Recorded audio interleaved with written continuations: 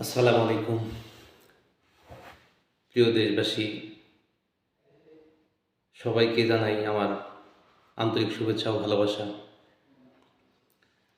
হঠাৎ করে লাইভে আসলাম কারণ আসলে যেহেতু দেশ ও জাতির উদ্দেশ্যে একটা কথা আসলে না বললেই নয়। সেটা হচ্ছে আমাদের দেশে বর্তমানে যে পরিস্থিতি তৈরি হয়েছে তাতে মনে হয় আমার কাছে ব্যক্তিগতভাবে, বিশেষ করে আমার কাছে, যে বিগত ৫৪ বছরে দেশ স্বাধীনের পরে থেকে আজ পর্যন্ত এই পরিবেশ বা এই পরিস্থিতি তৈরি হচ্ছে বলে আমার জানা নাই।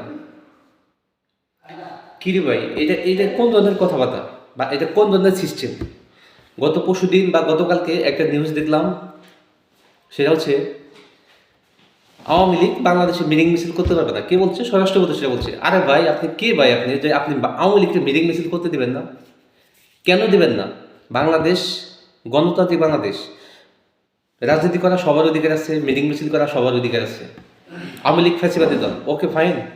আওয়ামী লীগ ফ্যাসিবাদী দল, ২৪-এর আন্দোলনে আওয়ামী লীগ পতন হয়েছে, এটাও ঠিক আছে। হওয়ার একটা প্রয়োজন ছিল, এটাও ঠিক আছে। গত ১৭ বছরে আওয়ামী লীগ অপরাধ করে নাই, এটা বললে ভুল হবে। আওয়ামী লীগের সময় চাঁদাবাজি হয়েছে খুব কম, রেয়ার। ছিনতাই খুব কম, গণমাধ্যমে এতটা আসে নাই। কিন্তু বর্তমানে বাংলাদেশে গণমাধ্যমে যেভাবে ছিনতাই, রাজধানী, চাঁদাবাজি, দর্শন, তাতে গত ৫৪ বছরে এই পরিস্থিতি কখনো তৈরি হয় নাই। বাংলাদেশের হাজার হাজার কোটি টাকা বিদেশ নিয়ে চলে গেছে, এটাও সত্য কথা, এর ভিতরে কোনো ভুল নাই। কিন্তু আমার কথা হচ্ছে, গত ১৭ বছরে বাংলাদেশে মানুষ মারা গেছে আওয়ামী লীগ সরকারের সময় ৭১৩ জন।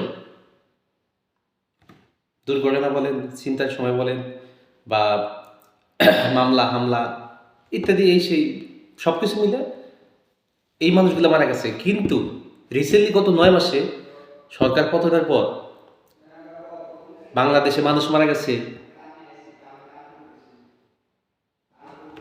প্রায় ১৫০০ সামথিং, প্রায় ১৫০০ সামথিং। আর দর্শন হয়েছে অবনতি। এখন আমার কথা হচ্ছে, আপনারা বাংলাদেশের দায়িত্ব নিছেন, ছাত্র সমন্বয়ক, এদের প্রতি আমাদের যথেষ্ট সাপোর্ট ছিল, ২৪-এ যথেষ্ট সাপোর্ট ছিল। কিন্তু যখন ২৪-এর গণ আন্দোলনের পর সরকার পতন হওয়ার পর আপনারা দায়িত্ব নিলেন, দায়িত্ব নেওয়ার পরে কেন দেশের এই পরিস্থিতি তৈরি হয়েছে? কেন এই পরিস্থিতি তৈরি হয়েছে? বিষয়টা হচ্ছে, 71-এ দেশ স্বাধীনের পর এই পরিবেশ তৈরি হয়েছিল, কিন্তু এরকম না ভাই, এরকম না, এর চেয়ে অনেক কম, এর চেয়ে অনেক কম। কথা নাই বার্তা নাই, এক বাসায় গিয়ে হামলা, মব জাস্টিস, এগুলা কি ভাই? ছাত্র সমন্বয়ক, দেশের মানুষ সবাই একত্রিত হয়ে দেশ স্বাধীন করছেন, ঠিক আছে ভাই, স্বাধীন করছেন।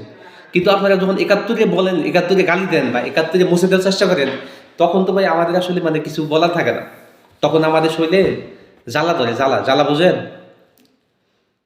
বাংলাদেশের প্রত্যেকটা মানুষ ৭১-এর কথা মনে আছে। ৩০ লক্ষ মানুষের রক্তের বিনিময়ে এই দেশ স্বাধীন হয়েছে।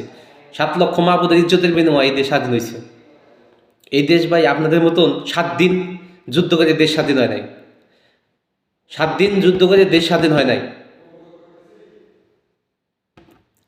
হাসনাত আবদুল্লাহর কথাবার্তা শুনে মনে হয় যে ওর বাপদাদা কখনো, ওর মা বাবা কখনো দেশ স্বাধীনের সময় হয়েছিল কিনা আমার একটু সন্দেহ লাগে, আমার কাছে সন্দেহ লাগে। তাই আমি বলতে চাই বাংলাদেশের সকল স্তরের মানুষকে, এখনো সময় আছে, আপনারা প্রতিবাদ প্রতিরোধ গড়ে তুলুন, প্রতিবাদ প্রতিরোধ গড়ে তুলুন। বাংলাদেশ স্বাধীন সার্বভৌমত্ব দেশ, বাংলাদেশের মানুষ স্বাধীন, বাংলাদেশের মানুষ স্বাধীন। হ্যাঁ, আওয়ামী লীগের বিচার হবে, এটা ঠিক আছে, এটা মানলাম, আওয়ামী লীগের বিচার হওয়া উচিত। কারণ আওয়ামী লীগের কিছু কিছু লোক আঙুল ফুলা কলা গাছ ভাই, এই আঙুল ফুলা কলা গাছ হওয়াটা আসলে ভাই কেউ সাপোর্ট করে না, এটা কিন্তু বাস্তব, এটা মানতে হবে। আপনি যেই হন, যেই হন, যে নেতা 2 দিন আগে ছিল 3 টাকার মালিক, সে আজকে 17 টাকার মালিক। সেম 24-এর পরে ভাই একই কাহিনী করছে, এর ভিতরে কোনো বল নাই। আপনারা দেখেন একটু চিন্তা ভাবনা করে, আওয়ামী লীগ ফ্যাসিবাদের সময় 17 বছর এরা যখন ক্রাইম করছে, ক্রাইমের রাজত্ব চালাইছে, তখন কিন্তু সেম এই একই কাহিনী করছে। আপনারা কি করলেন? আপনারা ক্ষমতা আসার পরে তো সেম একই কাহিনী করলেন। পার্থক্যটা কোথায় আমার বলেন? আমার পার্থক্যটা কোথায় আমাদেরকে একটু দেখান। এই বাংলাদেশের মানুষ জানতে চায়, বাঙালি জানতে চায় যে পার্থক্যটা কোথায়, পার্থক্যটা কোথায়। আগে যা হয়েছে, 17 বছর যা হয়েছে, এখন যদি তাই হয়, তাহলে আমি তো দেখতেছি টাকার এপিট আর এপিট, টাকার এপিটেও যা এপিটেও তাই। তাইলে সরকার পরিবর্তন করে আমাদের লাভটা কোথায় হয়েছে আমার বলেন? আমাদের প্রফিটটা কোথায়? এখন তো বাংলাদেশে আমি দেখি ঢাকা শহরে রিক্সা চালক, ভ্যান চালক, দিনমজুর, এদেরকে সাংবাদিক বা ইউটিউবার কিছু ভাই ব্রাদার আছে আমাদের মতন বা আমার মতন, ইউটিউবার কিছু চ্যানেলে ভাই ব্রাদার আছে, এরা সাংবাদিক, এদের মুখের সামনে আহ, কথা বলার জন্য অফিস ধরলেই এক কথা আমরা আগেই ভালো ছিলাম।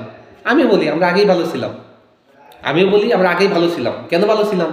আপনারা নিজেকে নিজে প্রশ্ন করে দেখেন উপদেষ্টা সাহেবরা, আপনারা নিজেকে প্রশ্ন করে দেখেন।